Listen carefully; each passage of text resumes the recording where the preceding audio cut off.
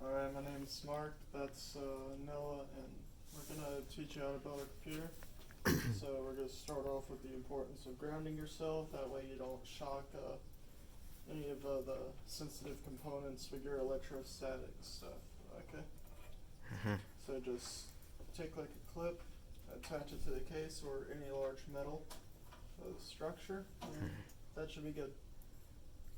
When building a computer, you want to make sure you have everything first, such as your screws, motherboard, processor, fan, processor, power supply, graphics card, and everything else you might need for the computer. Like RAM? And RAM, yes. So you want to prepare your kitchen, make sure everything's where it needs to be. Make sure you have it all. Right. Alright, so first we're going to start by installing the power supply. Make sure you're not grounded while doing that. Yep. Why? Because, well, in case anything bad happens with the power supply wanting to shock you, you don't have a place for the electricity to travel through you to the big old metal surface. Alright. So this is our power supply. It's the Roswell Hive 85 OS full modular power supply. And why it's modular is because you can plug in what you need rather than having a power supply where it's all there in the first place, and if you don't have the right stuff for it, you can't use it in your computer. So I'm going to install this now. Come closer.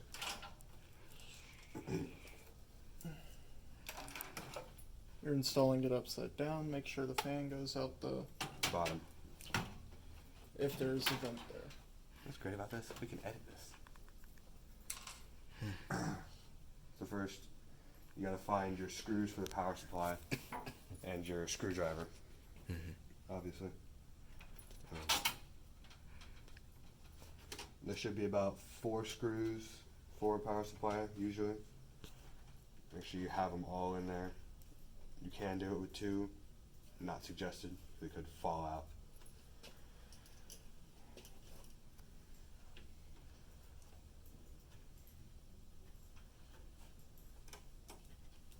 How many watts is this power supply again? This power supply is 850 watts.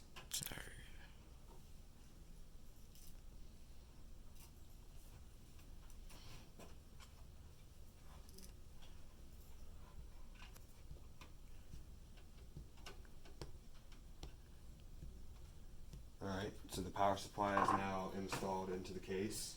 I guess I should reground myself.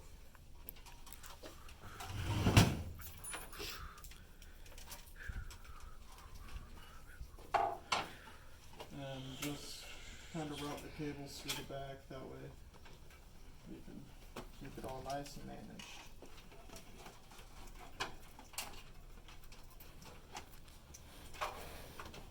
Route the cables through the back.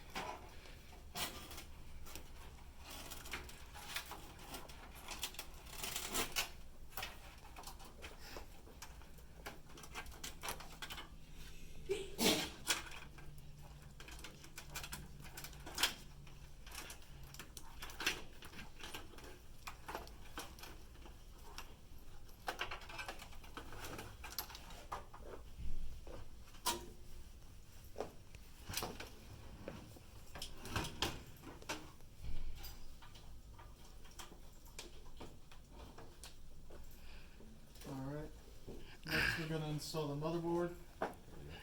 Please verify that your case has standoffs in it. If not, then you got to install it. Standoffs are like 2 millimeters tall, and they separate the case from the motherboard. And there are also places for you to mount your motherboard to the case Point to one of the standoff. to separate the motherboard from the case. Alright, so next we're going to install the processor and cooler. We're not going to put the motherboard in the case yet, since we have a backplate that goes on it to keep the cooler in place.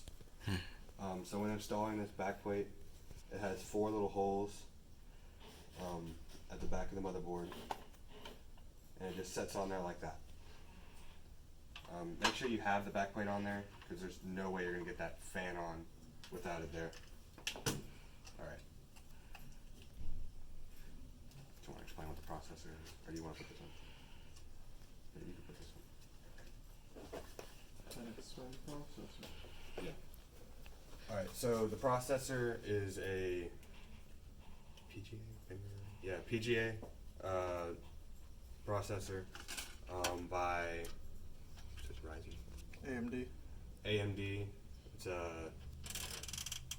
what exactly what processor is it? It's the Ryzen 1700. It's a Ryzen 1700.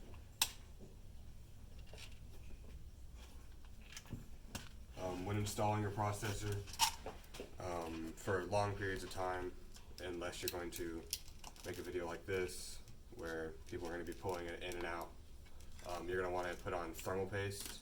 Let's go ahead and do it for demonstration purposes. But we're going to do it for demonstration purposes. How'd you put the processor inside there so easily? With pin grid array, it's especially with AMD, it's 0 insertion force, so you just put it on and close the clamp. With Intel, you do require with Intel and LGA type configurations, you do require a little bit of force So why do we put thermal paste on there? to allow the heat to go from the internal heat spreader to this heat spreader on the heatsink that can then transfer the heat to the air via the fan. And install this. This is our fan.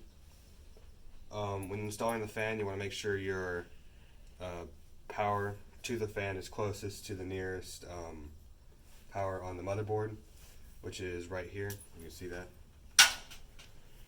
There's 3 of them right here. One is specifically made for the CPU fan, which is this middle one. If you can see the lettering right there, it says CPU fan. Alright, now I'm going to install the fan itself.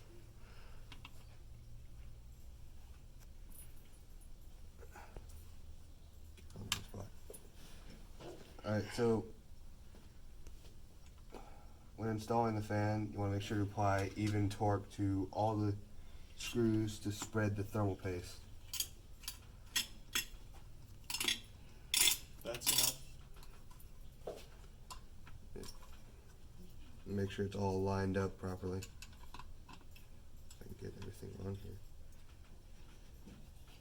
Okay. And you will have to apply a little bit of force since there are springs pushing back at you.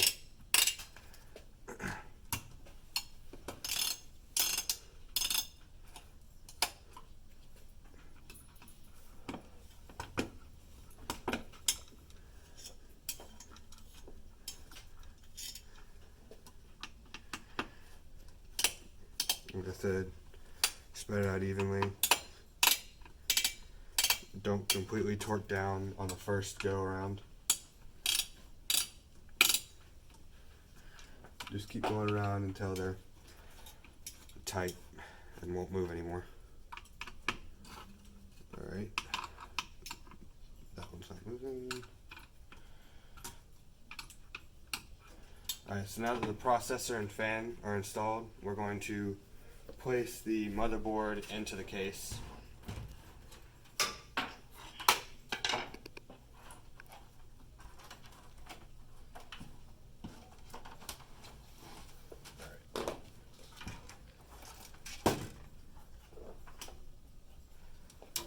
Explain the motherboard. The motherboard is full ATX size, and which is the most common size there is, and I'll install in every case that is advertising ATX sizing. Alright, so when installing the motherboard, you want to make sure there are no cables in the way that are causing it not to install properly. I actually just found one, which is this little fan right here. It's right in the way to where I can't install the motherboard itself. Make sure the motherboard is sitting on the standoffs that we had put in earlier. And line up the I/O plate with the hole in the case for the I/O. Yep. Another good thing to have is a little red solo cup. It can hold all your little screws and everything, so you're not losing it. Because when they fall on the ground, they are highly annoying to try and find. Alright. So when installing the motherboard, you'll do the exact same thing, just like you did with the fan. Torque it down evenly in like a star pattern. Try not to do it right near each other. So like, I just went from the corner to the middle, and now I'm going to this corner, which is the hardest to get to. This is awesome. Gotta find the hole. There we go.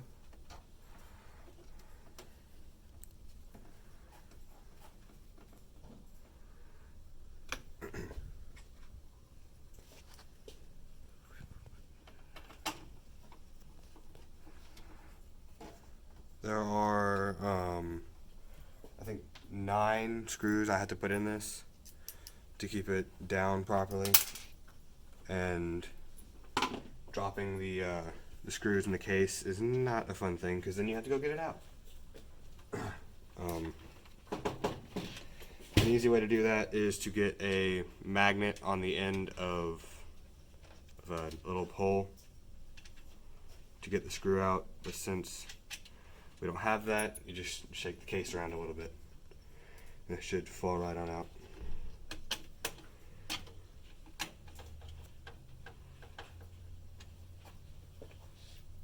These screws do ground the motherboard to the case.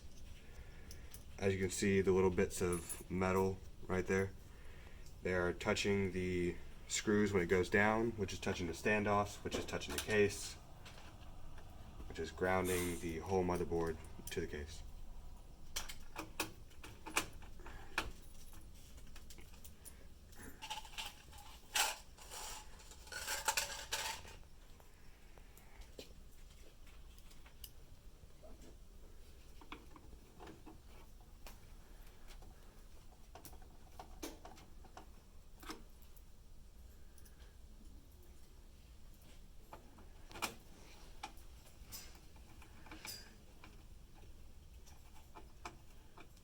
When installing your motherboard with the screws, you want to make sure the screws go in properly, or they're just going to cause you to strip the standoffs, which is one problem I'm facing right now.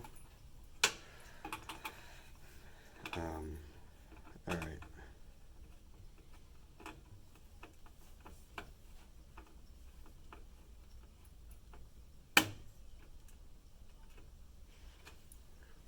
Okay. So after you put in all 9 screws, you're ready to plug in the power supply to the motherboard to test and see if your computer will start. One cool thing about this computer is it has a start button and a Postcard built in. postcard, which will give you an error code for whatever error is wrong with it.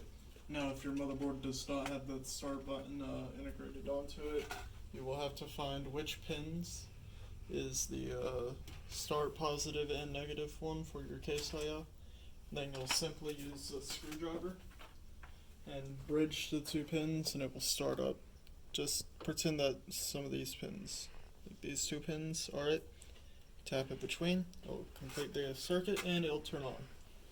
Alright, so now we're going to plug in everything from the power supply to the motherboard. We're going to flip this up. So when doing this, if your case has these little holes that you can stick everything through, use them because it'll make cable management really, really easy later on when you're trying to figure out, oh, what cable goes to where.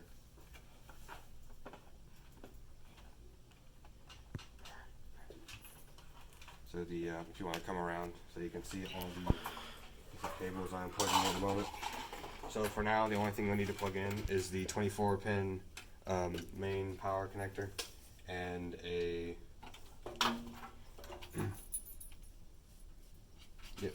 4 pin, if you could see that, 4 pin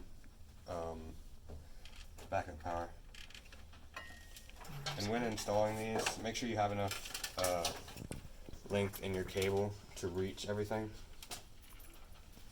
I'm pretty sure this was the one. Yeah. Alright, so in this external power connector, we don't have enough room. So we're going to go over the motherboard, which will be a hassle later. But for this demonstration, it's fine. And make sure you're plugging in the right thing to where it needs to go, because it will suck if you have to pull this back out and fix it because you broke it. And don't force anything. Everything should go in pretty easily, which is hard to see. Did you need a light? Yep. And we have these very nice lights with us. Wow. We should have been done though. We should have been using that then. And just like that, plugs in real easily. And yes, while messing with anything from the power supply, make sure you're not grounded. So we got the 24 pin Molex. Everything should be fine to start up. We're gonna plug in the fan to where it needs to go, and the fan, CPU fan power. Alright, now we need to plug in the power supply, which our cord is over here. Beefy. Straighten it out a little bit.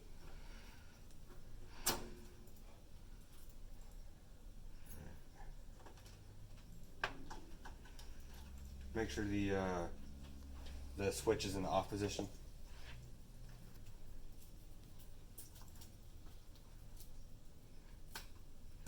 Like I said, cable management, you get tangled up.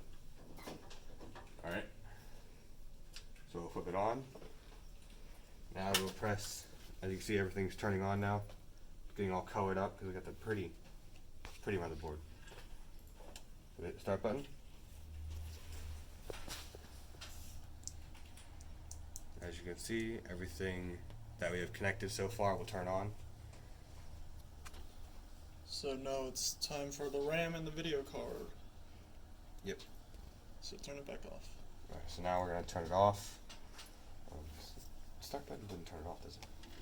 I believe it does.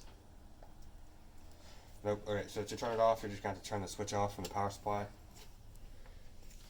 Unplug. And it's not really harmful because we don't have an operating system to corrupt data on. Yep. Alright, so unplug the power supply itself and discharge, which I'm just going to hold the start button. Alright. That should be enough. Everything is now discharged. We can start adding our RAM, graphics card, and everything else.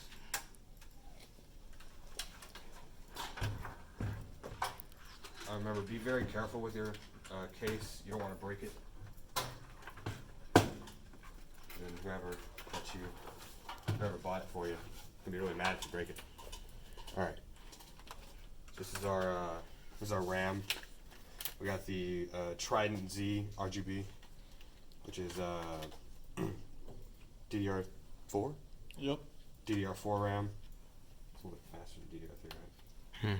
Yeah. Yeah, DDR4 is just a little bit faster than DDR3.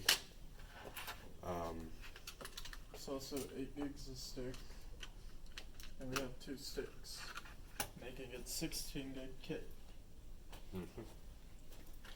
Alright, so you want to make sure you're grounded for this.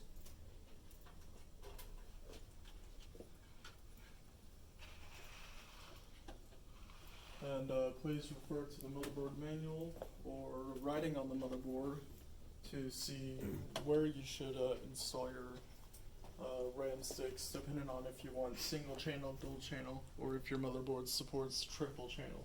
Yep. Alright, so when installing the memory, you want to make sure the little notch is in the right spot. As you can see down here, there's a little metal bar that keeps the wrong memory from installing in the system. Also stops you from installing it backwards. And it stops you from installing it backwards. As you can see, there's 2 different links on each side of that notch. So we're going to put it in. Make sure it slides in the right hole, because I have little guiders in each of these that allow it to connect. Alright, so the memory is now in. We'll do one more test. Make sure the memory works. We'll test it, make sure the memory works. Alright. This should light up and everything. On and start.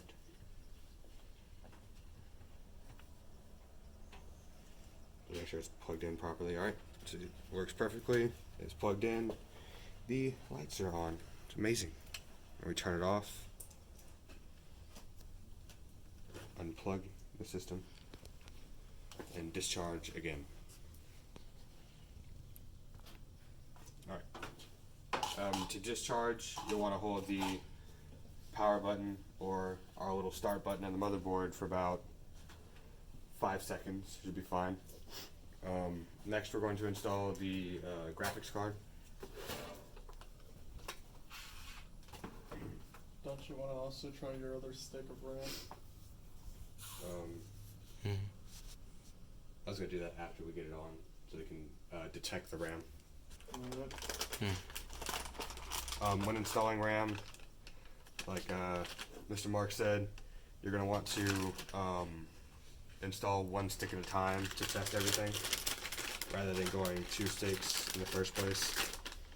As long as you have 1 stick, it should be fine. You can go into the BIOS and see which stick is not being detected. Yep. And properly seat it, or if it's dead on arrival, you can just send it back and they'll give you a new one. What kind of video card is this? This is a GTX 1050. GTX 1050 by NSI. It's a gaming computer video card, so it's really beefy. This one needs its own power. You don't have to plug it up to the power supply to use it. We were prepared, and we took out the pieces of the CPU that were in the way, like these what are these called? Cover plates. The PCIe cover plates, Yeah, the PCIe cover plates. We took those out. dust shields, whatever you want to call it. Yep. We took those out beforehand. But the easy way to take those out is those little screws. You just Some unscrew 'em, cases pull 'em come out. Some cases come with them screws. Some cases come with one-time pop-offs, so you just pop it out. Yeah. And some cases don't even come with them at all. It all depends on your case manufacturer. Alright, so to install these, I just did. If you want to look over here, there is. Actually, let's pull it out again. What kind of expansion slot did you put that in? I put it in the PCIe expansion slot. So here's the connectors for it. It'll only go in the PCIe, not a PCI or a PCI times 1. This would be the times 1 connector right here. As you can see, that's way too small to put in for this. So we're going to put it in the PCIe, and it should line up just fine. Come over here and look over top. As you can see, there's the hole it goes in, and we're just going to slide it over. Make sure the tab is out and push it down. Now it is connected. I'm going to add the screws to Mount it in place. mount it in place. All right.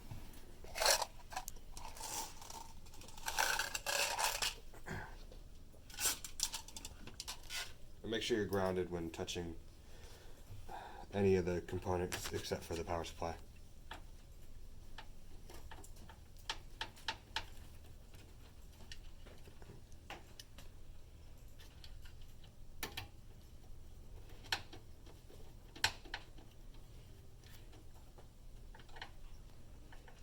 Alright, now that that is plugged in, instead of going and testing that right away, I'm going to plug in the power button instead of having to use that little start button again. And to plug in our power button, it would be these little pins right here. I've already connected them to the adapter, which shows me exactly where everything goes. So you have the HD LED, the plus and minus in the right spot. You got the reset switch. There's the ground and power, and then the P LED. You're just gonna stick that through the back of the machine, closest to where The pin. Sorry. the pins are at. And please refer to your motherboard manual if you do not have that little easy connector to see it, or if your motherboard has really small writing and you can read it. Alright, so that is the connector right there. The 4 little pins beside it are, let's the thing closer down. So the 4 little pins right here are for your speaker, but these pins are for your power, the power switch, reset switch, anything you might need. Make sure this is all in the right spot. As you can see, there's 7 holes, or no, there's 9 holes, and one of them is not. And there's 1 pin missing. So if you put that in the wrong spot, you could bend the pin by putting it in like that. So Yeah, just don't force it, you'll be fine. yep, it should just go in real easily like that. Alright, so we'll plug in the computer. Aren't you forgetting the power for the graphics card? Oh, look, even I can forget things. So this graphics card has a power slot that it needs, since it is so big and powerful. You're going to want to grab your PCIe power connector. Some of them say it on there. Usually it's just a 6-pin or 6 pin. But there is an attachment for 8-pin because not all graphics cards are the same and built alike. And As for some of these more legacy cards, you can see that they don't take up enough power to need one, so sometimes you won't need it depending on what kind of expansion card, like if you put in a network card or a sound card or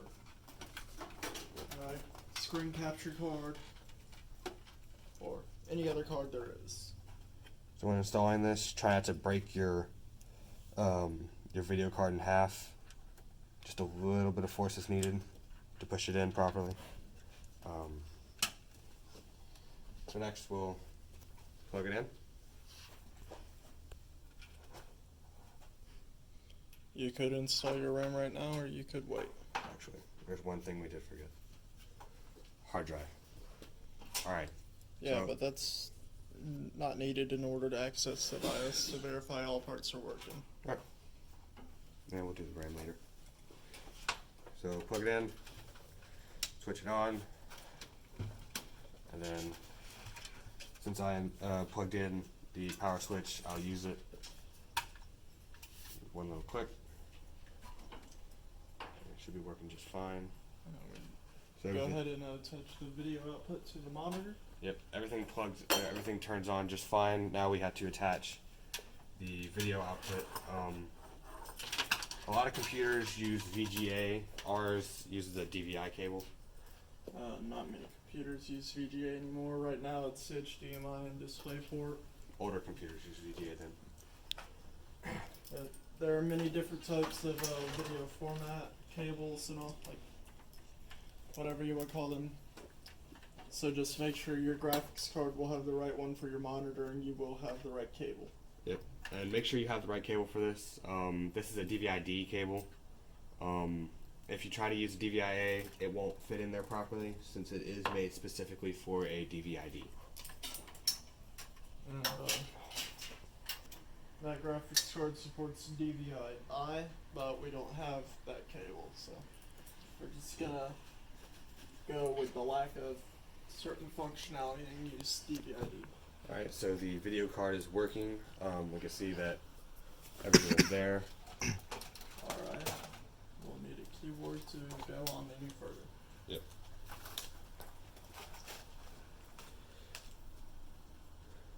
Alright, so just connect your keyboard in the USB slot in the back of the computer. So it's not fun to do.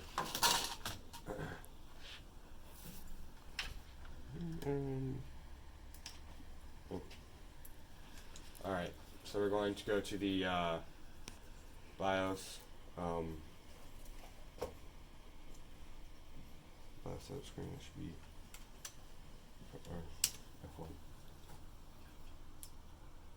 Yep, alright. So now that we've got everything put in properly, everything's on. Now we can check for the memory using just the keyboard, which should be in your main, and you'll see it right here. The brand of processor we have, the amount of memory.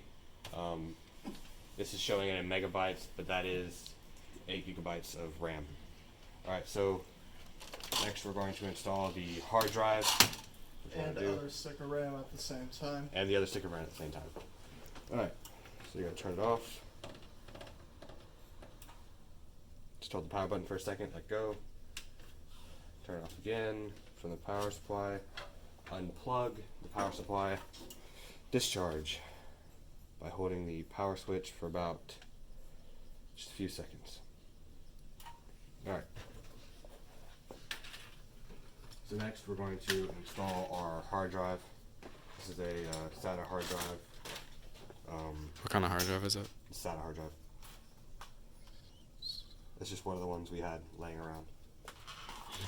Luckily it's a little bit newer, so it's not going to have any problems. To install these in the case, with this case mounting style, other cases have different mounting style, as if you'll have to screw it in and all, although this here is an easy slide in and... Slide in, click, done. Yep, now Alright. the RAM.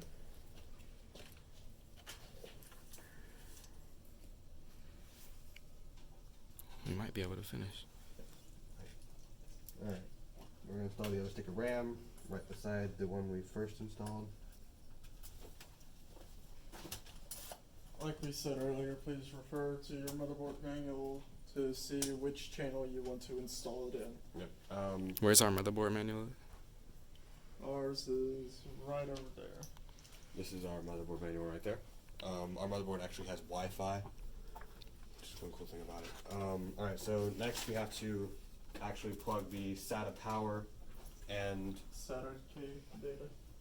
SATA data. the SATA cable and the SATA power to the power supply, or not the power supply, the hard drive. And the motherboard. And Come around here. data to motherboard. Alright, turn it off. Yeah. It's right Alright, so right down here with all the cables. This is your SATA power connector, and well, your SATA power where it would connect, and the SATA cable connection. Alright, plug that in and install your install your operating system using some live USB or CD. If you buy a copy of Windows from the store, it will come with a USB flash drive. You just plug it in, install it, and that should be your computer done. Um, Got it.